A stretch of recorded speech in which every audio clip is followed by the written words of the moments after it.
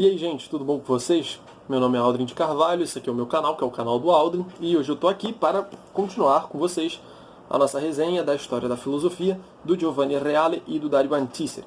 Lembrando sempre de que vocês podem comprar tanto esse livro aqui como os outros dessa coleção de 7 volumes, assim como a edição de 3 volumes também pela Paulus, pelos links na descrição, tá bom?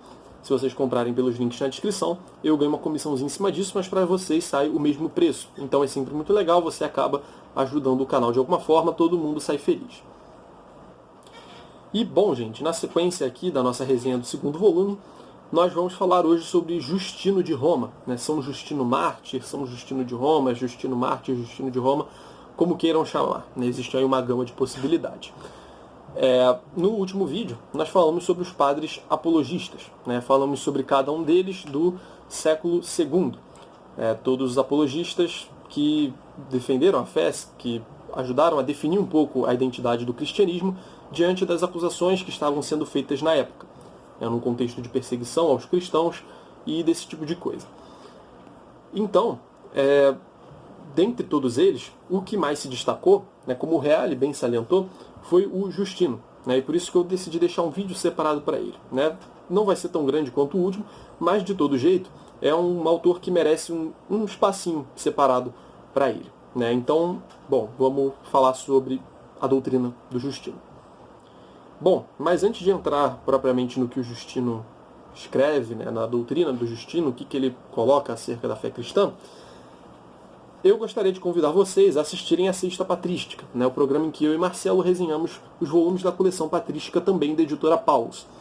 E nós estamos agora, lá no canal dele, o Resenha Forense, resenhando as obras de Justino. Estamos quase acabando, estamos na última, né, que é o diálogo com o Trifão, em que ele fala um pouco melhor da relação com a filosofia, fala um pouco da conversão dele. É uma obra muito interessante, a gente está resenhando agora toda sexta-feira lá no canal do Marcelo. Vocês podem procurar no meu canal, tem uma playlist ali, Sexta Patrística, e tem uma playlist Patrística Volume 3. As duas vão te direcionar para o canal do Marcelo e vocês conseguem assistir lá. Eu estou falando isso agora porque o autor de quem a gente vai falar hoje é exatamente o Justino. E nós estamos lendo as obras dele. Então, obviamente, tudo que eu falar aqui vai ser algo muito resumido. Mas, na análise de cada capítulo, de cada partezinha, minuciosamente, da obra dele, vocês vão certamente encontrar muito mais informações sobre quem é o Justino, sobre o que ele fala, a postura que ele assume diante do paganismo e esse tipo de coisa. Então fica aqui o convite, por favor, deem uma olhada lá. Eu tenho certeza de que vocês vão tirar muito, muito proveito disso, tanto quanto eu e o Marcelo estamos tirando. Mas enfim, vamos falar do Justino mesmo agora. Bom, o Reale começa falando o seguinte: a figura de maior destaque foi Justino Mártir, que nasceu em Flávia Neápolis, na Palestina, sendo autor de 2 apologias e de um diálogo com Trifão, né? Então,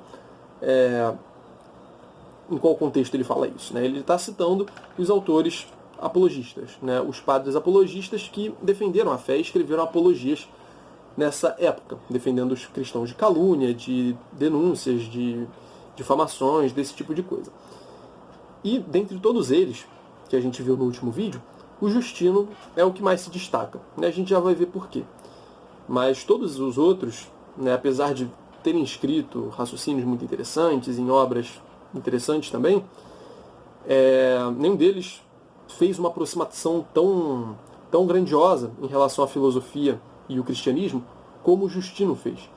O Justino certamente é um dos mais originais, né, de todos esses apologistas, né? Certamente o mais original. E é talvez o primeiro dos grandes autores da patrística. Recentemente eu conversava com o professor Vitor Salles Pinheiro, lá numa live no canal Contra os Acadêmicos, de que eu participei. Éramos nós dois conversando sobre como iniciar na filosofia. E ele disse que talvez Justino seja o equivalente a Sócrates dentro do cristianismo. É que a gente geralmente está acostumado a fazer a associação.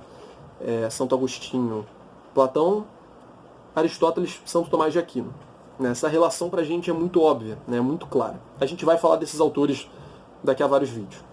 Mas essa relação em si é algo que a gente entende hoje em dia com muita facilidade. É algo com que a gente já está acostumado a lidar, a gente ouve muito isso.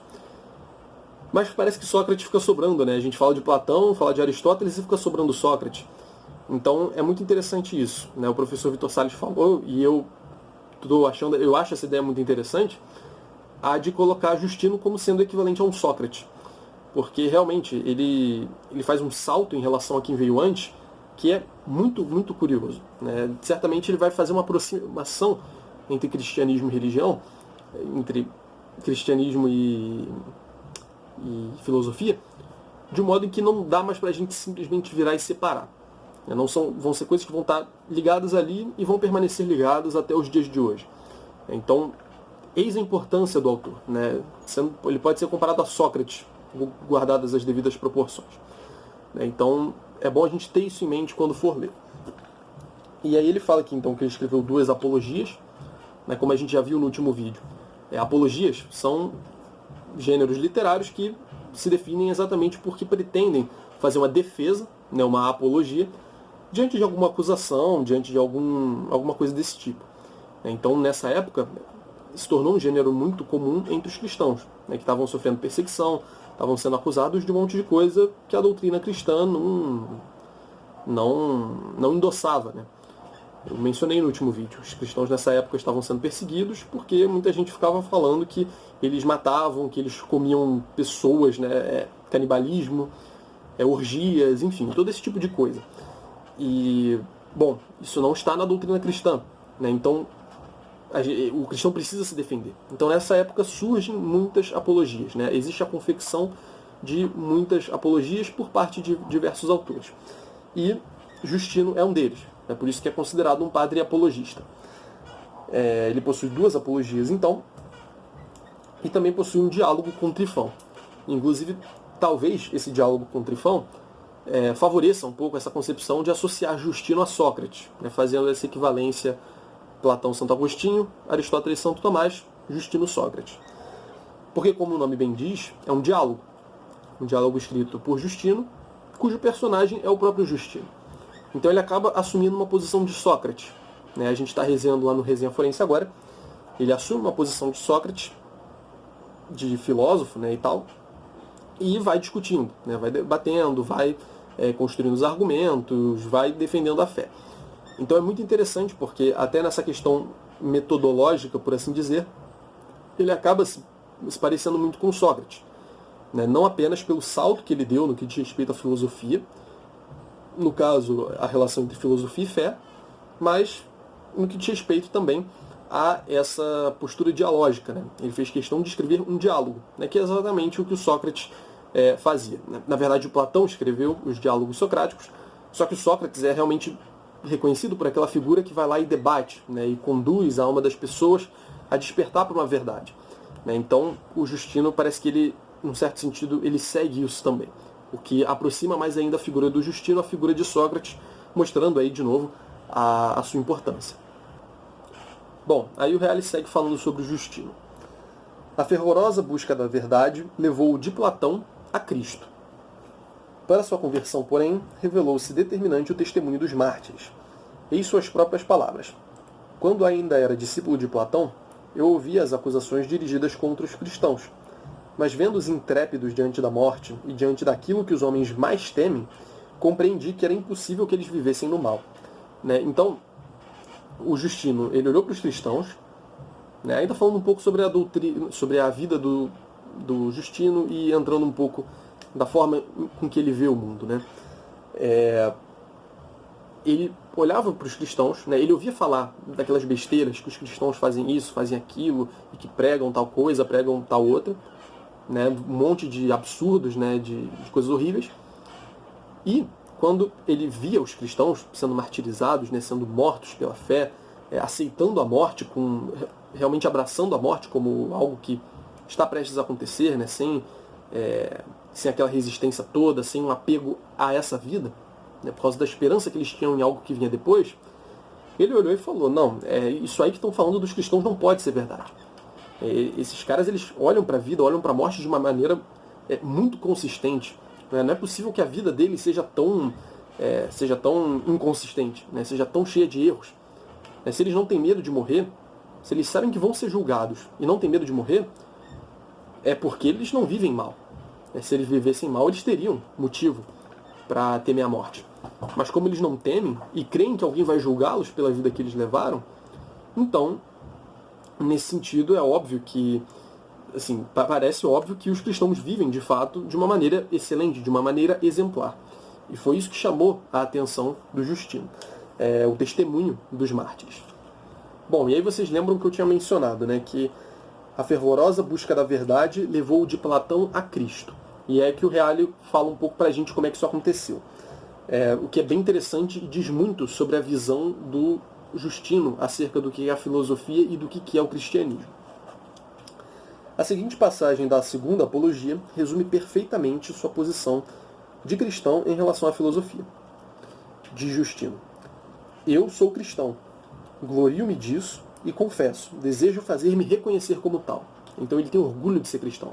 Sou cristão. Ele não se apresenta como platônico, se apresenta como cristão. A doutrina de Platão não é incompatível com a de Cristo. Então Platão fala uma coisa que é diferente do cristianismo, mas olha, não é incompatível com a doutrina de Cristo. Mas, por outro lado, também não se casa perfeitamente com ela. Né? Não são a mesma coisa, evidentemente. Mas, não mais do que a dos outros, né? Dos estoicos, dos poetas e dos escritores. Né? Então ele fala, tanto Platão como os poetas, os escritores, e ele fala aqui dos estoicos também, todos, tanto Platão como eles, não estão totalmente divorciados do cristianismo, mas também as doutrinas não são idênticas.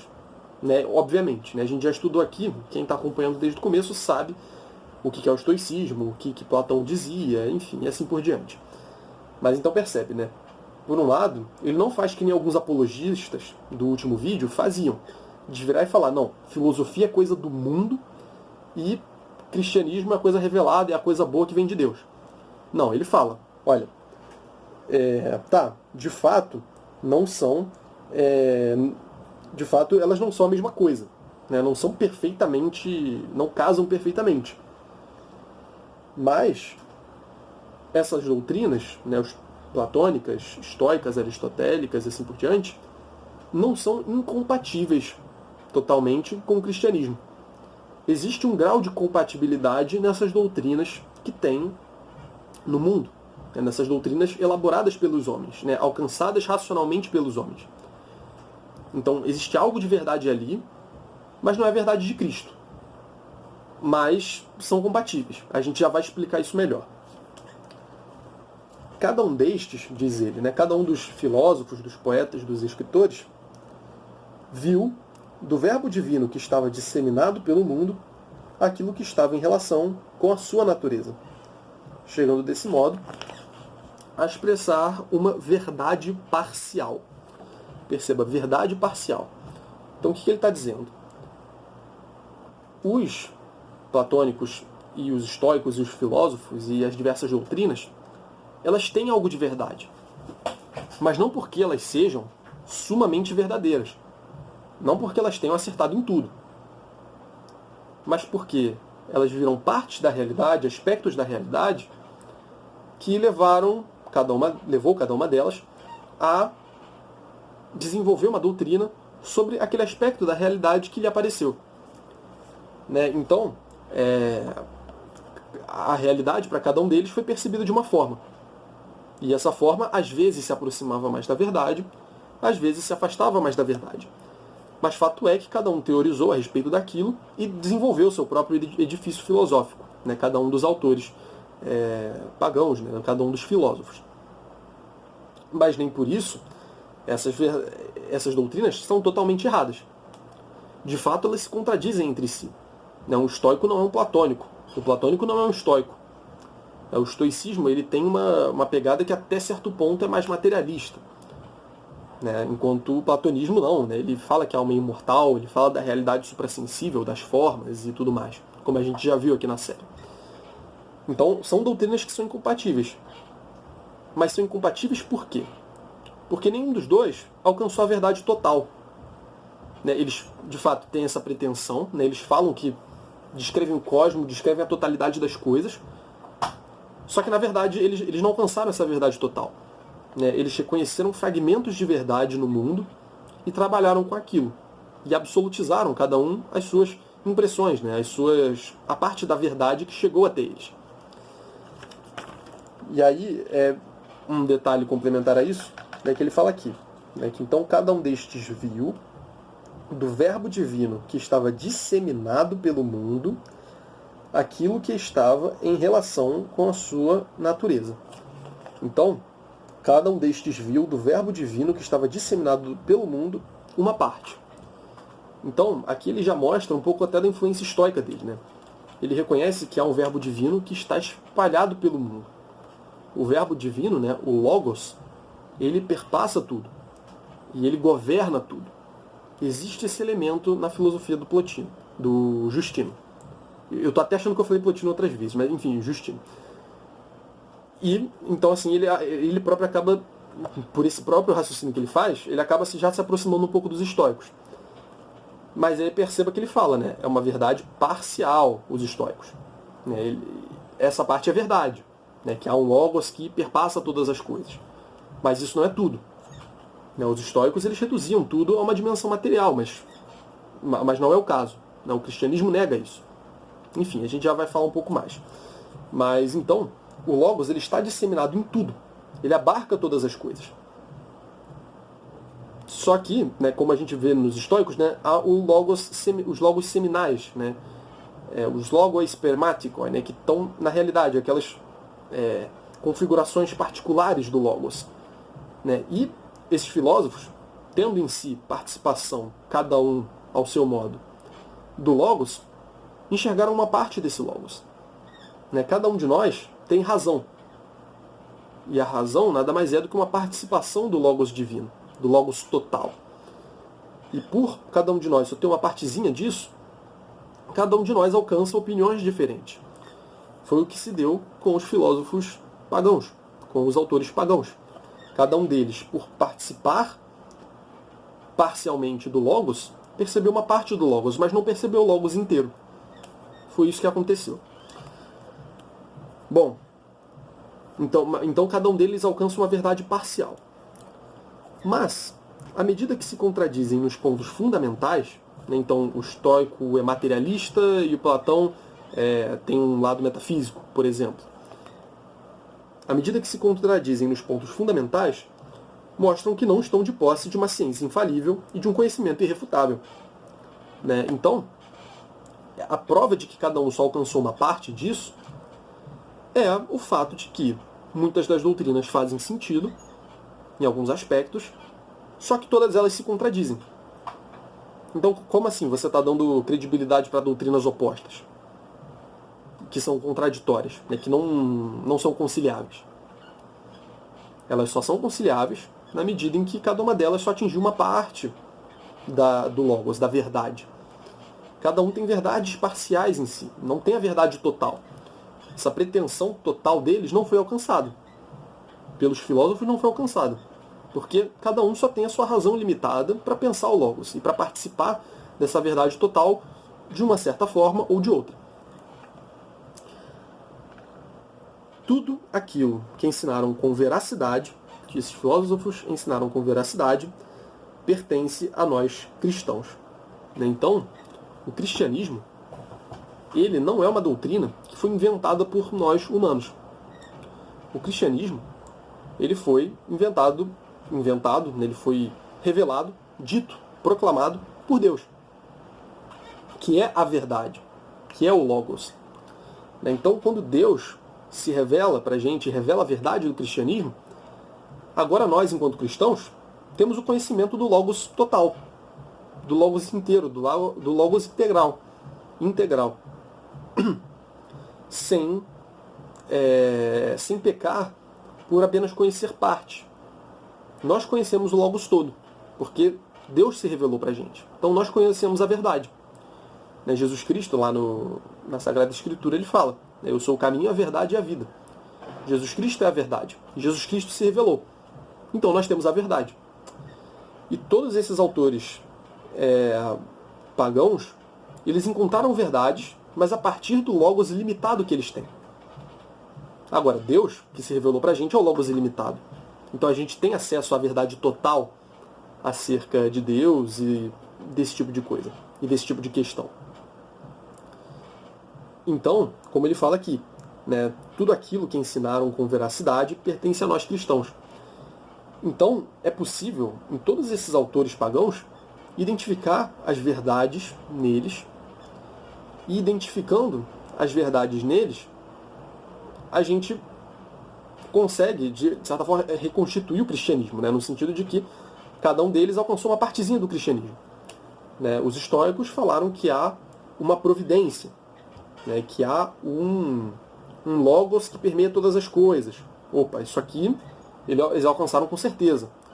Opa, Platão falou que existe uma realidade transcendente, que existe um Deus criador que cria o mundo. Opa, ele está certo nisso aqui.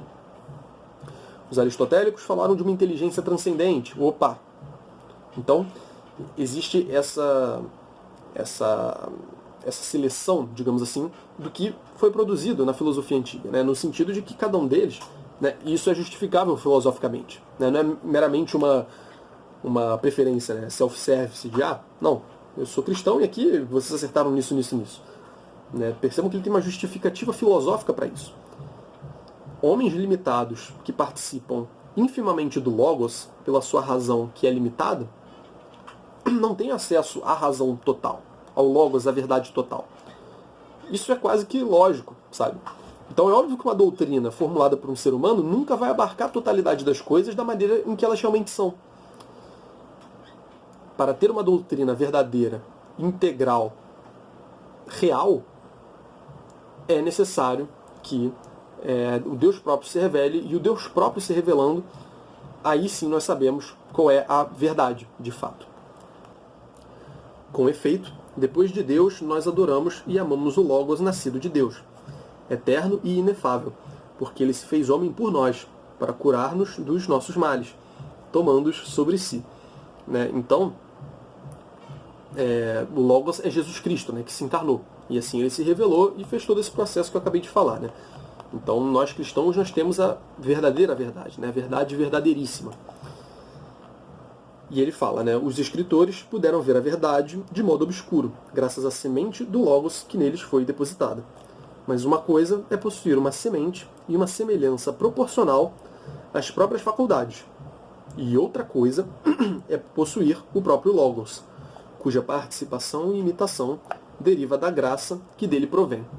Então, é da graça do próprio Logos que se pode ter, né, que pode acontecer essa revelação integral, né, da natureza do Logos e de como as coisas realmente se dão. Bom, mas eu falei aqui da doutrina do Logos, né, e para quem está acompanhando a série, essa ideia de Logos já deve ter ficado bem clara. Mas aqui o Reale dá uma exposição de como de como Justino considera essa questão do Logos, né, o que é o Logos, qual que é o papel dele. Né? A gente está falando dessa participação do verbo, participação da verdade, verdades parciais, pedaços do Logos, partes do Logos. Mas o que é o Logos para o Justino? Essa explicação que a gente fez antes, dá para fazer tendo essa noção de Logos que está perdurando a história da filosofia que a gente está vendo até agora. Né? Logos como pensamento, verbo, verdade, esse tipo de identificação que já se tornou frequente, né? Já é bem óbvia para o pessoal que está assistindo aqui. Mas o Justino ele desenvolve um pouco mais, ao seu próprio modo, essa doutrina do Logos. Né? Explica a relação do Logos com Deus, né? E todas essas questões. Vamos ver o que ele fala. Entre suas doutrinas particulares, destaca-se a doutrina sobre as relações entre o Logos Filho e o Deus Pai, interpretada através de uma inteligente utilização do conceito estoico de Logos proferido, que Philon já havia utilizado, e de outros conceitos destinados a ter grande eco posteriormente. Então, ele vai ressaltar essa distinção entre Deus Pai e Deus Filho. Como a gente já andou vendo aqui, né? No último vídeo já comentamos um pouco a respeito disso. Ele vai falar sobre como o Logos vem do Pai, mas mesmo assim ele não é exatamente uma criação. Como ele é algo que vem de Deus, mas ainda assim ele é Deus. Como é que essas coisas funcionam, como se dão essas relações. Como é que o Logos que é Deus, ele está no mundo e ele cria o mundo, mas permanece com Deus, como isso funciona. No último vídeo já falamos de alguns autores que herdam essa noção até do próprio Justino. A gente fez uma breve inversão cronológica aqui. Mas de todo modo, não prejudica. Eu acho que se você está vendo esse vídeo, você deve ter visto o anterior e você deveria ver o anterior se você não viu. Mas enfim, como princípio, antes de todas as criaturas, Deus gerou em si mesmo certa potência racional. Ele coloca o Logos como uma potência racional, que o Espírito Santo chama, ora, glória do Senhor, ora, sabedoria, ora, anjo, Deus, Senhor, e Logos, verbo, né, palavra. E porta todos os nomes, porque cumpre a vontade do Pai e nasceu da vontade do Pai. Então, percebam que ele usa aqui a expressão de que Deus gerou de si mesmo certa potência racional. Gerou de si. Né? Não é que ele criou, né? Ele gerou de si. É algo que tem essa natureza ainda que é afim à natureza de Deus. Não é algo distinto, algo externo ainda. Bom, e assim vemos que algumas coisas acontecem entre nós. Proferindo uma palavra, nós geramos uma palavra. Mas, no entanto, não ocorre uma divisão e uma diminuição do logos, né, palavra, pensamento, que está dentro de nós. E assim vemos também que de um fogo acende-se outro fogo, sem que o fogo que acende seja diminuído, que permanece igual, e o novo fogo que se acendeu subsiste sem diminuir aquele do qual se acendeu. Então olha que interessante. Muita coisa aqui, tá? Que essa ideia do Logos já foi muito bem explorada aqui na série. Mas vejam bem. Ele fala aqui. Nós, quando falamos algo, por que esse termo do Logos ele é importante? Por que ele é significativo? Eu já expliquei um pouco isso no outro vídeo, mas eu vou retomar essa explicação. Por que chamar de Logos faz sentido? Por que essa ambiguidade, Logos, palavra, pensamento, por que é importante isso? Por que essa é uma boa palavra, é um bom termo grego para utilizar para descrever essa relação entre o Filho do Pai e o Pai? Proferindo uma palavra, nós geramos uma palavra. Mas, no entanto, não ocorre uma divisão e uma divisão do Logos que está dentro de nós.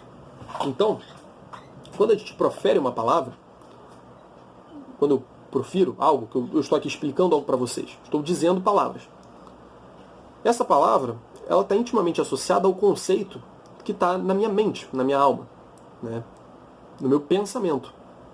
Essa palavra, ela primeiro é pensada e depois é dita. Ela primeiro permanece na minha cabeça para depois eu colocá-la para fora. E essa palavra que está fora, ela continua fazendo referência àquela palavra que está na minha mente. Aquele pensamento meu. As palavras que nós professamos têm correspondentes nos nossos conceitos, nos nossos pensamentos, nos nossos logos. E é por isso que a gente tem essa associação entre logos palavra e logos pensamento. É o mesmo termo, logos, que se refere a essas duas realidades, a palavra dita e a palavra pensada, ao discurso interno e o discurso externo, como eu já expliquei um pouco no último vídeo.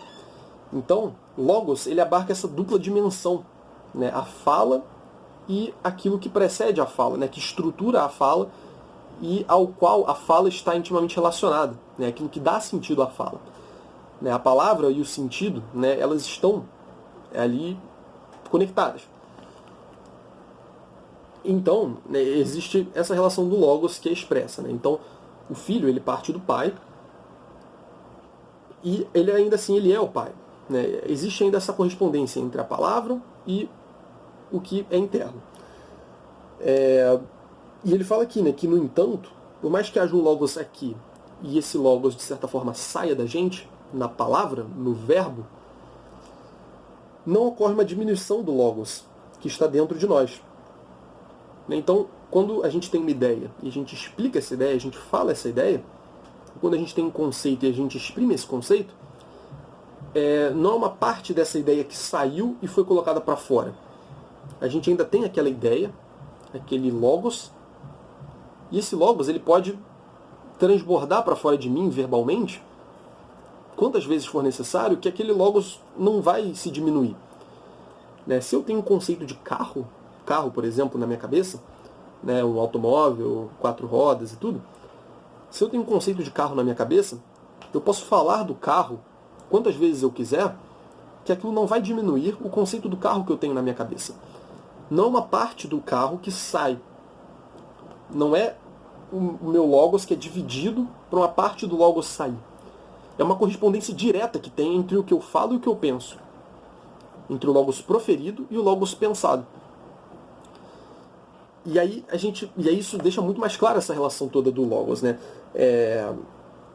Deus, né, ele profere o logos, o logos é Deus ainda, e ele não perde nada nesse processo. Né? Deus, o logos procede de Deus, é né, uma processão de Deus, digamos assim, e com isso o logos não deixa de ser logos. Né? Ele não é um logos que é dividido e aí uma parte vira o logos e outra parte continua sendo Deus. Não, é tudo uma coisa junta. Né? Apesar de haver uma distinção, eles ainda têm a mesma natureza. Né? Mais ou menos como uma relação entre um logos proferido e um logos pensado. Então, essa seria a relação entre Deus e o Filho. Né? Ela é expressa em termos de logos nesse sentido. Né? O logos, o Filho de Deus, não é menos Deus por ter vindo de Deus. Como a palavra que a gente fala, né, como o logos que a gente exprime, não é menos logos que o logos que a gente pensa. Né? Um não perdeu para o outro existir e assim por diante. Então, percebam a sutileza desse tipo de raciocínio e desse tipo de associação. No último vídeo eu já tinha dado a entender um pouco isso, que o Teófilo, salvo engano, ele vai retomar, né, o Teófilo, sim. O Teófilo ele vai retomar isso e vai ainda desenvolver um pouco mais, né, mas ele vai manter essa posição. Mas o Justino parece que ele traz isso com um pouco mais de detalhe, né? E além disso ele também usa a analogia do fogo, né, do fogo que acende. Cadê?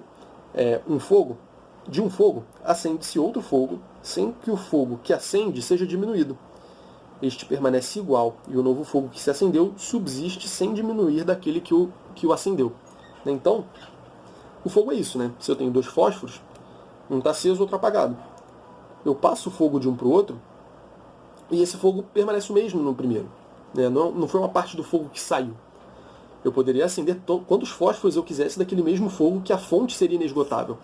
Né? Essa é a ideia que ele está querendo mostrar para a gente aqui. Né? É algo análogo até a um raciocínio que tem lá no vídeo do Plotino, né? Episódio 75 da História da Filosofia. Vocês podem dar uma olhada lá. Né? As coisas emanam, esse termo é errado, as coisas provêm, né? Procedem do Uno de uma maneira a que ele não é esgotado, né? Ele não perde nada por dar. Né? Deus dá sem receber. Né? Essa é a ideia. E Cristo, né? O Logos, ele vem de Deus e ainda é Deus, sem que Deus deixe de ser Deus, ou seja, apenas parte de Deus. Enfim, eu acho que já ficou bem claro aqui. Né? Eu estou passando várias vezes nesse ponto porque é uma noção que é um pouco difícil para a gente de hoje em dia entender. Mas quando a gente entende essa relação entre palavra e pensamento, a gente vê que fica tudo muito mais simples. Eu espero que eu tenha simplificado isso para vocês. Bom, pessoal, essa foi a explicação do Justino, né? A teoria do Justino acerca do que seja o Logos, né? Falando um pouquinho aí sobre o que ele é. E, bom, ele fala ainda sobre a doutrina da alma, né? É o último ponto, né? Penúltimo ponto aqui que ele vai trazer sobre o Justino. O platônico Justino, que conhecia bem a doutrina da alma do Fédon, diálogo platônico, julga que essa deve ser reformada estruturalmente. A alma não pode ser eterna nem incorruptível por sua natureza. Então olha que interessante, né? Ele se aproxima de alguns daqueles padres apologistas que a gente viu antes, na medida em que ele assume que, de fato, a alma não é imortal por natureza. Ela em si mesma é mortal. O que é o contrário do que é dito no Fédon, né? No Fédon, que é o diálogo platônico, o Fédon é uma grande defesa da imortalidade da alma, né? Que é professada pelo próprio Platão e pelos platônicos que o sucedem, né? Na sua teoria.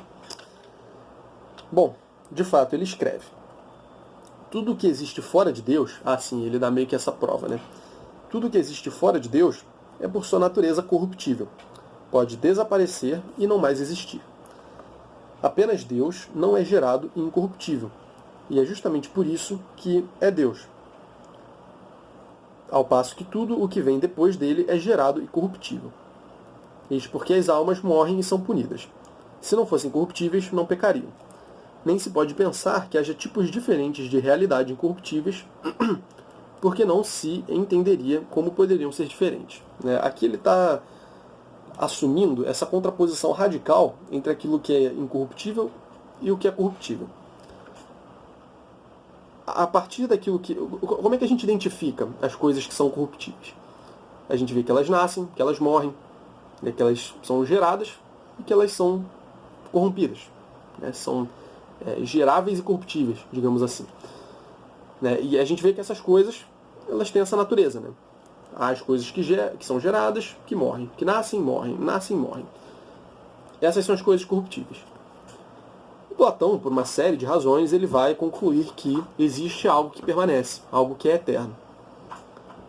E essas coisas que são eternas, elas não nascem nem morrem. Enquanto as coisas daqui, elas nascem e se corrompem, as do mundo das ideias, e, enfim, demiurgo e tudo mais, essas realidades, elas só permanecem. Porque elas são radicalmente distintas dessas daqui. Então existe essa contraposição radical. Nasce e morre, não nasce e não morre. São eternas. Mas existem. Então existe essa contraposição. Mas, como é que a gente pode sustentar que a alma, ela, por um lado, ela nasce, mas ela não morre? Parece que ela pega uma característica das coisas corruptíveis e pega uma outra característica das coisas que são eternas. Vocês percebem que isso é um pouco esquisito? Para um mundo, vamos dizer assim, para um contexto intelectual, em que existe essa contraposição radical, e ela é muito bem explicável no platonismo, o Platão sustenta isso, e a princípio isso parece verdade, não tem por que a gente situar a alma como sendo tipo intermediário. Qual que é a natureza desse intermediário? Alguém poderia perguntar. Iam surgir muitas outras perguntas. Como é que algo se corrompe, quer dizer, não se corrompe como as coisas eternas, mas nasce como as coisas que não são eternas? O contexto intelectual da época, ele se dá no momento em que essa contraposição é muito radical. Então, como colocar a alma no meio do caminho e explicar por que ela é desse jeito, diferente de todo o resto das coisas? Porque, de fato, tudo que a gente percebe, ou nasce e morre, ou não nasce nem morre. Tudo que a gente percebe, ou está no mundo sensível, ou está no mundo inteligível. O próprio Deus, que pode ser alcançado com a razão, até certo ponto. E as formas suprassensíveis e tal. Então, tudo que a gente percebe ou está aqui ou está aqui. Por que a alma seria diferente? Como é que a gente explica a alma ser diferente? Não faz sentido. Como ele fala aqui, nem se pode pensar que haja tipos diferentes de realidades incorruptíveis, porque não se entenderia como poderiam ser diferentes. Como que algo não morre, mas nasce. É algo que é muito difícil de explicar. No contexto da época, isso simplesmente não tinha como. Então, percebam, surge esse problema. E aí o Justino fala, bom, das coisas incorruptíveis, há apenas Deus. Então, a alma tem que estar abaixo de Deus. E abaixo de Deus são as coisas corruptíveis. Abaixo das coisas incorruptíveis são as coisas corruptíveis. Então, as coisas... então a alma está situada nesse gênero das coisas que nascem e morrem, das coisas que nascem e que são corruptíveis e que, portanto, não são imortais. Bom, e aí o Reale ele ainda dá um exemplo muito interessante de um outro argumento de por que a alma deve ser mortal, que o Justino coloca. É bem interessante. A alma é vida ou tem vida. Então, ou a alma é a vida em si, o que a gente chama de vida, ou ela tem a vida. Se ela é vida, fará viver alguma outra coisa ao invés de si mesma. Porque algo que tem vida. Não é a própria vida que é viva. A vida ela é fonte da vida. As coisas participam dela e são vivas por isso. As coisas são vivas, podem ser ditas coisas vivas, na medida em que participam da vida. Então, se ela é vida, fará viver alguma outra coisa, ao invés de si mesma. E aí, isso é um problema, porque ninguém nega que a alma vive. Se, portanto, vive, vive sem ser ela própria a vida, mas participando da vida. Então ela, essencialmente, ela não participa da forma da vida, vamos dizer assim, né? Ela não é vida, ela é algo distinto da vida. Então, ela apenas participa dela. Mas participando da vida. Ora, o que participa de algo é diverso daquilo de que se participa, evidentemente. A alma participa da vida porque Deus quer que ela tenha a vida. Então, a alma ela tem vida na medida em que participa porque Deus quer que isso aconteça. O homem não é eterno e o corpo não está unido perenemente à alma. E quando esta harmonia se rompe, a alma abandona o corpo e o homem já não existe. Assim a alma cessará de existir, o espírito de vida separa-se dela e a alma já não existe e retorna ao lugar de onde veio. Né? Então, vejam bem, a alma por não ser vida, né, por não ser exatamente a vida em si, se ela vive, é porque ela participa da vida. Ela tem parte na vida. Né? Ela possui a vida de algum modo. Mas se ela possui a vida, é porque isso não é algo essencial a ela. Né? É algo, digamos assim, a mais que ela tem. Né? Ela participa dessa forma da vida. Mas ela pode muito bem deixar de participar. Né? Ela pode muito bem deixar de participar da vida. Ela pode morrer, então. Se ela não é a vida em si, como já foi dito, ela pode muito bem deixar de ter a vida. Se ela fosse a vida em si, ela não poderia deixar de ser vida, né? Porque senão seria contraditório, né? A gente estaria dizendo que a vida não é vida. Agora, nesse caso, como a alma tem vida, isso supõe que a alma é uma coisa e vida é outra. Portanto, elas podem ser desligadas uma da outra. Né? A alma pode muito bem não participar da forma da vida, né? Da vida em si. Portanto, pode muito bem não ter vida. Ela pode muito bem morrer. E assim ele fala que a alma, então, ela é mortal. Né? Ela pode vir a morrer. E é interessante salientar que nessa parte aqui parece que ele faz um argumento que é meio que quase o contrário do argumento que tem no Fédon do Platão. Eu achei isso muito interessante. Mas, enfim, a gente vai ter vídeo sobre o Fédon aqui no canal e esse argumento da imortalidade da alma é bem interessante. Mas, enfim, aliás, do Fedro, não é do Fédon, não, do Fedro. Mas vai ter aqui no canal de qualquer jeito. Vocês vão dar uma olhada e vão poder comparar. Mas, enfim, é isso. Bem, pessoal, essa foi a doutrina do Justino. Eu espero muito que vocês tenham gostado do vídeo. Espero que não tenha ficado muito enrolado, eu tive um pouco essa impressão. Mas é porque essa coisa do Logos, né, de certa forma a gente já falou tanto disso, né, nos outros vídeos, já exploramos tanto essa questão que, enfim, poderia ter falado muito mais, mas eu repeti tudo que eu falei em todos os outros vídeos. Então se você está chegando agora e teve alguma dificuldade, volte ao último vídeo, volte ao vídeo dos estoicos, né, aos vídeos dos estoicos, e, enfim, e ao primeiro vídeo, né, ao segundo vídeo, em que falamos da questão do Logos, né, do segundo volume, na Ideias do Cristianismo, ou no terceiro, né, que é o Problemas do Impacto com o Cristianismo. Eu sempre recomendo que assistam tudo, porque às vezes é meio ruim ficar voltando em alguns pontos, né, pode ficar um pouco confuso, enfim. Deem uma olhada lá. Obrigado por terem assistido, pessoal. Agradeço muito a todos vocês. Deixem um comentário aí embaixo, like, favorito, inscrevam-se no canal e divulguem o vídeo para quem vocês acharem que possa se interessar. Valeu!